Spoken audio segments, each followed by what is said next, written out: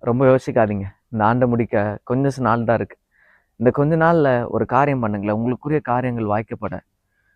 பைபிள்ல ஒரு சம்பவம் இருக்கு. இந்த டாபர்நாக்கிள் பிளான்ல பார்த்தீங்கன்னா, பலி செலுத்த வருகிற ஒவ்வொரு பொருளா இருக்கலாம். அது காளையா இருக்கலாம். அது எந்த மிருக ஜீவனா இருந்தாலும், அதற்கு ஏதாவது காயம் இருந்தா, அந்த பலிய ஏற்றுக்கொள்ள மாட்டாங்க.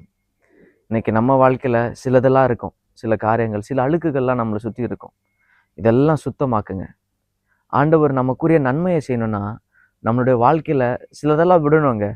அது கோவமா இருக்கலாம், இல்ல ஏதாவது பாவமான காரியங்களா இருக்கலாம். அதெல்லாம் விட்டுட்டு ஆண்டவர்கிட்ட முழுமையா அர்ப்பணிங்க.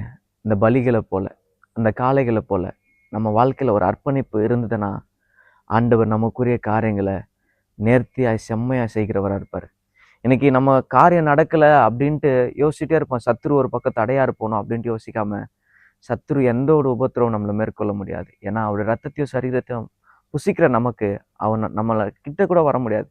ஆனா, நம்ம தான் நம்மளுடைய கோவத்தினாலயோ, மாம்ச இச்சையினாலோ இருக்கிற காரியத்துல நமக்குரிய ஆசீர்வாதத்தை இழந்துட்டே இருக்கிறோம். இன்னைக்கு அதெல்லாம் விட்டு ஆண்டோட சமூகத்துல திரும்பி வாங்க. மறுபடியும் உங்க பலிகள், உங்கள் துதி பலிகளை ஏறெடுக்க ஆரம்பிங்க. உங்க வீட்டுல எந்த சூழ்நிலையில நீங்க இருக்கலாம். இன்னைக்கு காரியம் நடக்கல, யோசிக்கல, ஜனங்க பேசுறாங்க அப்படின்ட்டு யோசிக்காம, நமக்குரிய காரியம் நடக்கணும்னா ஒரு துதி பலி ஏறெடுங்க. கர்த்தர் உங்களுக்குரிய காரியங்களை வாய்க்க பண்ணுவார். கலங்கி போயிடாதீங்க. ஆண்டவர் எத்தனை முறை விழுந்தாலும் மறுபடியும் மார்போடு அணைக்கிற தேவனா இருக்கிறார்.